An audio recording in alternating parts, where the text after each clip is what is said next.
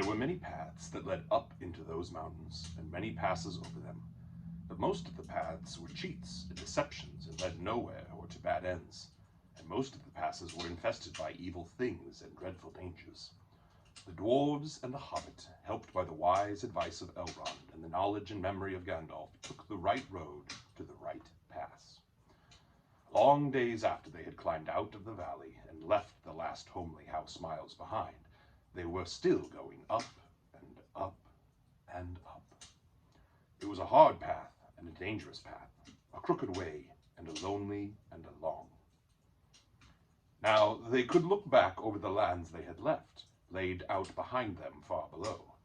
Far, far away in the west, where things were blue and faint, Bilbo knew there lay his own country of safe and comfortable things, and his little hobbit hole. He shivered.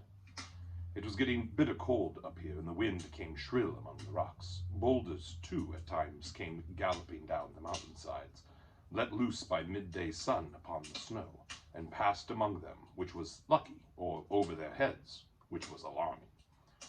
The nights were comfortless and chill, and they did not dare to sing or talk too loud, for the echoes were uncanny, and the silence seemed to dislike being broken, except by the noise of water, and the wail of wind, and the crack of stone. "The summer is getting on down below," thought Bilbo, "and haymaking is going on, and picnics. They will be harvesting and blackberrying before we even begin to go down the other side of it at this rate." And the others were thinking equally gloomy thoughts, although when they had said goodbye to Elrond in the high hope of a midsummer morning, they had spoken gaily of the passage of the mountains and of riding swift across the lands beyond. They had thought of coming to the secret door in the lonely mountain, perhaps that very next first moon of autumn. "And perhaps it will be Durin's day," they had said. Only Gandalf had shaken his head and said nothing. Dwarves had not passed that way for many years, but Gandalf had, and he knew how evil and danger had grown and thriven in the wild, since the dragons had driven men from the lands, and the goblins had spread in secret after the battle of the mines of Moria. Even the good plans of wise wizards like Gandalf, and of good friends like Elrond go astray sometime when you are off on dangerous adventures over the edge of the wild, and Gandalf was a wise enough wizard to know it. He knew that something unexpected might happen, and he hardly dared to hope that they would pass without fearful adventure over those great tall mountains with lonely peaks and valleys where no king ruled. They did not. All was well, until one day they met a thunderstorm. More than a thunderstorm, a thunder battle. You know how terrific a really big thunderstorm can be down in the land and in a river valley, especially at times when two great thunderstorms meet and clash. More terrible still are thunder and lightning in the mountains at night, when storms come up from east and west and make war. The lightning splinters on the peaks, and rocks shiver, and great crashes split the air and go rolling and tumbling into every cave and hollow, and the darkness is filled with overwhelming noise and sudden light. Bilbo had never seen or imagined anything of the kind. They were high up in a narrow place, with a dreadful fall into a dim valley at one side of them.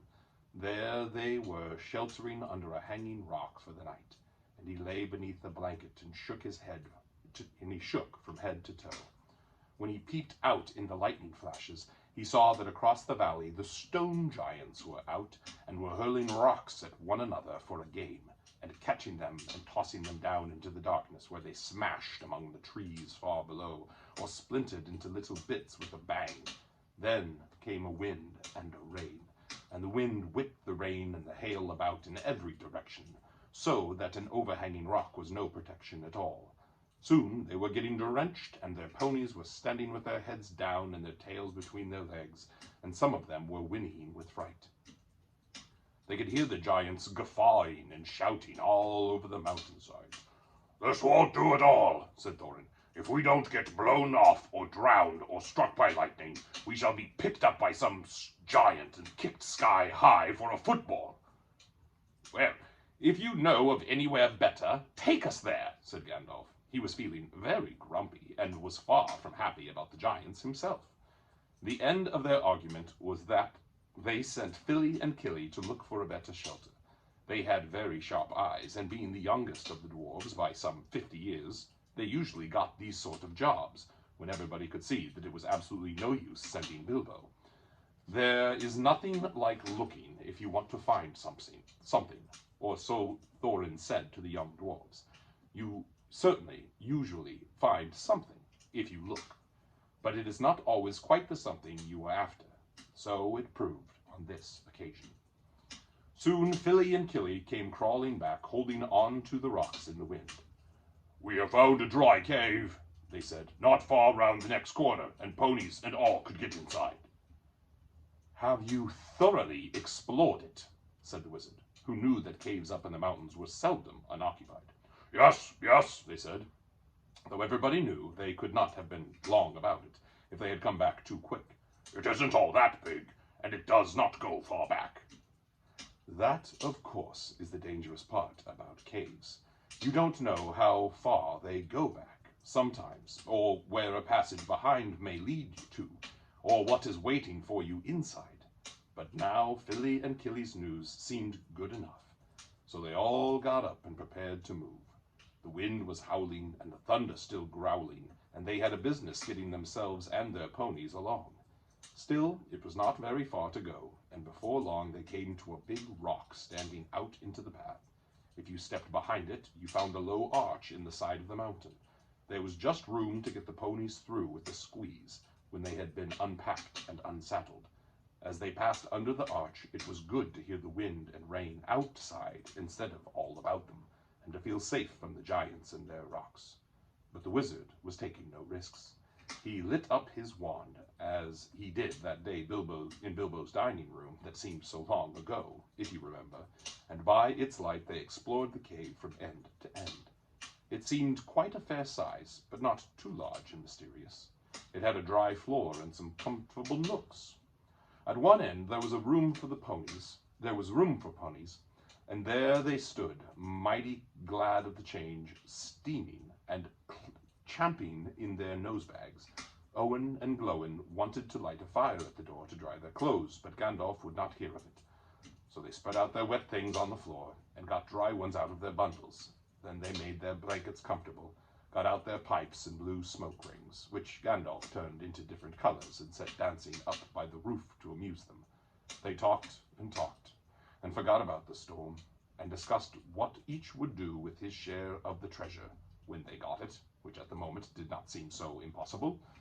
And so they dropped off to sleep one by one, and that was the last time they used the ponies, packages, baggages, tools, and paraphernalia that they had brought with them.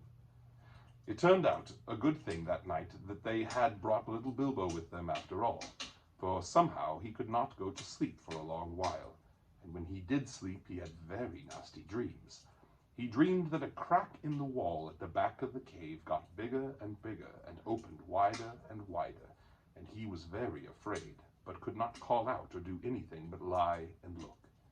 Then he dreamed that the floor of the cave was giving way, and he was slipping, beginning to fall, down, goodness knows where to.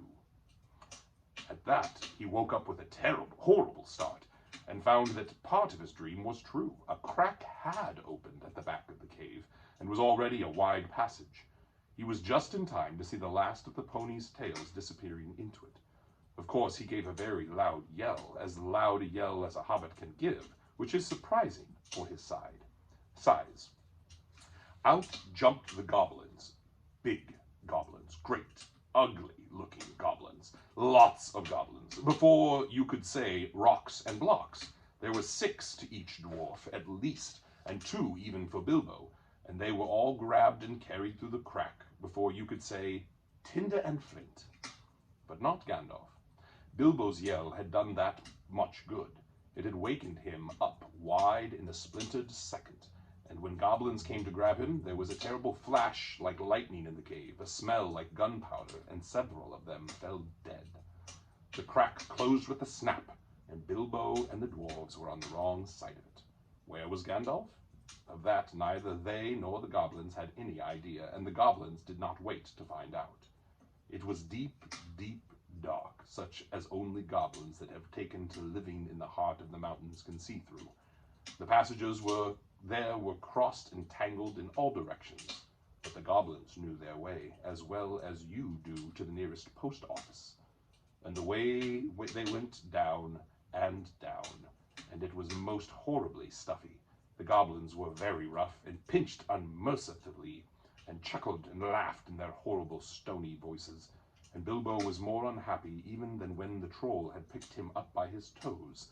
He wished again and again for his nice, bright hobbit hole, not for the last time.